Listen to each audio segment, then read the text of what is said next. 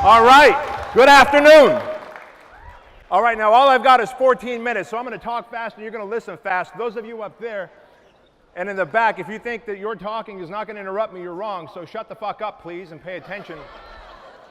Listen, over the next 14 minutes, when Dan asked me to speak at Elevator Boot Camp, I was more than happy to accept. And there's 4 things I'm going to teach you, and these 4 things are designed to help you dominate in business and in life. What I'm about to teach you is not a suggestion. It's a prescription for success. So I need you to pay close attention, please. Now, I'm not going to go into the backstory. If you want to hear all about me, you can just go look at bedros.com, bedroskulian.com, manup.com, and you'll find me. What you need to know is that there are 4 things I'm going to prescribe to you that are going to help you dominate in business and in life. Because how does a foreigner come to this country from a communist place, from Armenia, and yeah, thank you, the 3 Armenians in there. But here's the thing. I didn't speak English. I didn't understand the culture. We were broke. We were poor. And I became the American dream. But I started off as the immigrant edge. And what I want to install in you is the immigrant edge so that you can accomplish anything you want, no matter the economy, even when it's winter, as Tony Robbins says. So prescription number 1 is this for you. You need purpose. And I know you hear that a lot, that you need purpose. But I'm going to give you an example of purpose. The Australian Shepherd. Who here has a dog? Raise your hand.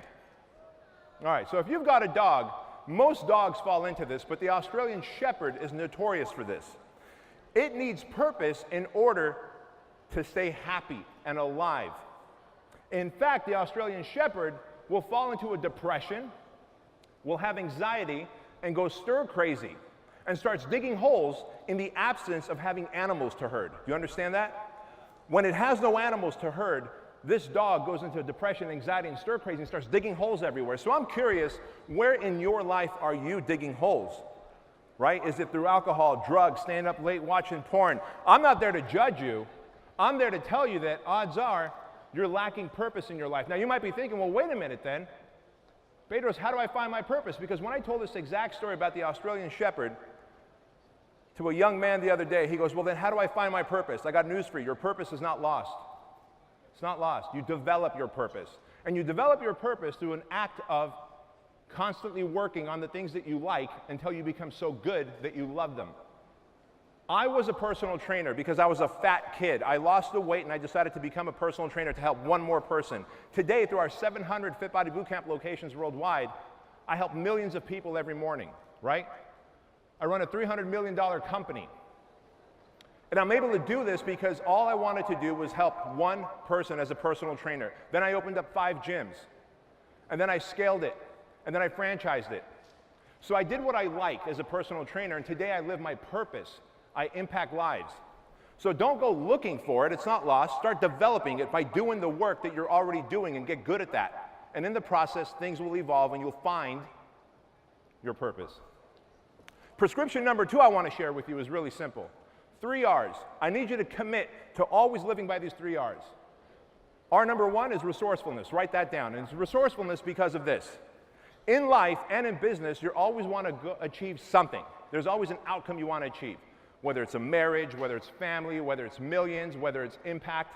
But guess what? There's always something stopping you from getting there. When we came to this country, we were so poor, we were eating out of the dumpsters, and we had Section 8 housing to live in. And when you're living in Section 8 housing, guess what happens? You get lice, because there was such shitty housing that I got lice. I was 8 years old, had lice. Now, we couldn't afford lice treatment. Like, every penny mattered in my household. So because of that, my mom got resourceful. She made my dad siphon out gasoline from a parked car, and she washed my hair with gasoline. So when you don't have resources, you get resourceful. A few weeks ago, I was talking to someone, and he goes, hey, I want to make a website. I want to sell information products, but I don't have the money to hire a web developer. I don't have the money to get Stripe. I don't have the money to get a graphics designer. And I had to remind him that WordPress is free. PayPal is free. He can turn a Word doc into a PDF for free. His iPhone is the product that he could use, the thing that he can use to make his product, his follow-along videos, right? And so when you don't have the resources, get resourceful, number 1. Number 2, you've got to be relentless in life. Whatever you want from life, you got to go after it. You got to lock on, get obsessed, become a fucking control freak. See, I control who texts me, who calls me, what my day looks like, what I'm doing. I know for a fact my phone's not going to go off right now. You know why? Because it's off. It's off. All y'all have notifications turned on. Why? Why? You're going to let someone distract you while you're working, while you're trying to find and develop your purpose? Turn your notifications off. If you want to see what's going on Instagram, go to Instagram. Don't get distracted, right? Be relentless in the outcome that you're pursuing. That's the second R. The third R is resiliency. When you're working on a business or in life, things will always go wrong. That's the human condition. But you've got to have resiliency. See, oftentimes, when people go to someone's house for cocktail party, dinner party, they'll bring a beautiful little orchid. You guys know what an orchid is, right? Well, here's the deal. The orchid is a very fragile flower. In fact, you probably don't know this, but when you plant the orchid next to other flowers, it will die. If it's too humid, it will die. Water it too much, it will die. Too dry, it will die. On the other hand, the everyday garden weed, not the kind that y'all smoke, but the everyday garden weed is the most resilient fucking plant on the face of the earth. Home Depot or Lowe's has yet to figure out a little chemical spray to permanently kill the garden weed. See, the orchid is fragile, and most people want to be pretty and fragile. I don't want that. I want to be fucking resilient, like the weed, right? That when you pull me out, I'm going to come back bigger, stronger. When you spray me with something, I'm going to come back bigger and stronger. There should be nothing that holds you back if you follow those 3 R's of resourcefulness. Be resourceful when you don't have the resources. Be relentlessly, obsessively locked onto your fucking goal and don't let anyone take you off of it. And be resilient in times when things aren't going your way and you get pulled out, come back stronger. Do I have a yes on that? Yes. Amen. Prescription number 3, and I'm not even a preacher.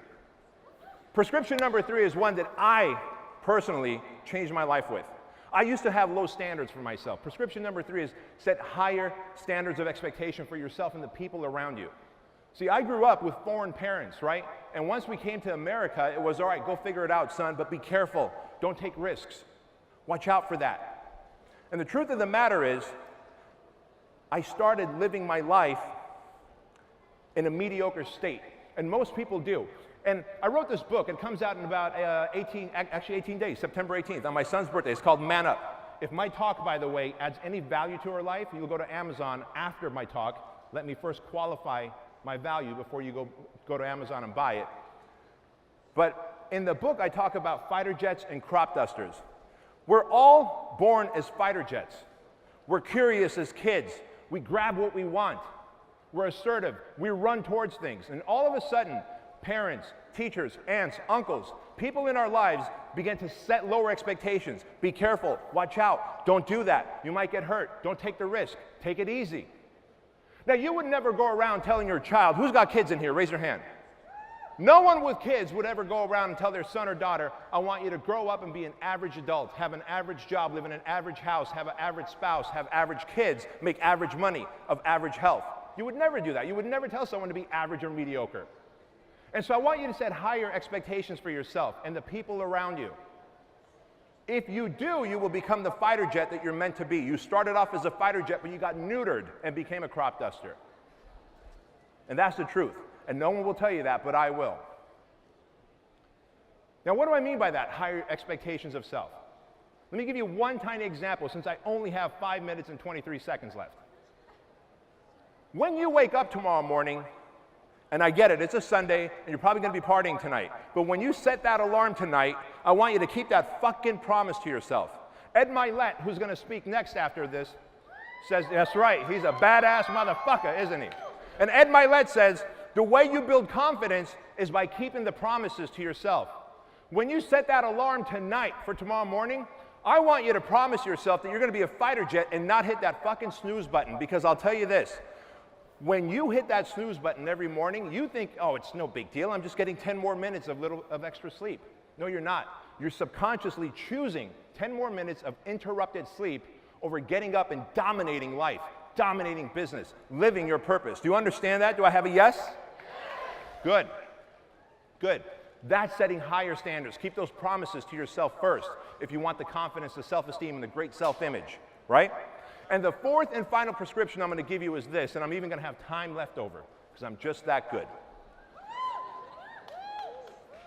When we grow up, when we're born, there's this book See, I believe there's millions, in fact, trillions, these books with our names on it. There's the book of Bedros, right? And mom and dad start writing in it. And school teachers start writing in it. And soon they begin to create the narrative of our lives. And what happens is we forget to take the pen back. And school teachers and mom and dad and cousins and aunts and uncles and the bullies begin to change your narrative and put on the filters on your eyes and your ears on what to see, what to hear. And you begin to live a neutered life. My advice to you is this in life. You only have 100 years if you take care of your body on this planet. If you take care of your body, you've got 100 years. And if you want to get the most out of those 100 years like this foreigner does, and get the most out of this economy, get the most out of this country, be able to serve, be able to have purpose, make an impact, and a sick amount of income, then I need you to grab the pen back. Because all of you fail to realize, just like I used to, that there's plenty of empty pages left in the book. And you don't have to let your spouse or your parents or your past dictate what your future is. Do you get that? Take the fucking pen back. You write your narrative. You write the future. Because there's plenty of empty pages back. Lots of pages left. And you got to fill them. Because if you don't, others will. Thank you so much.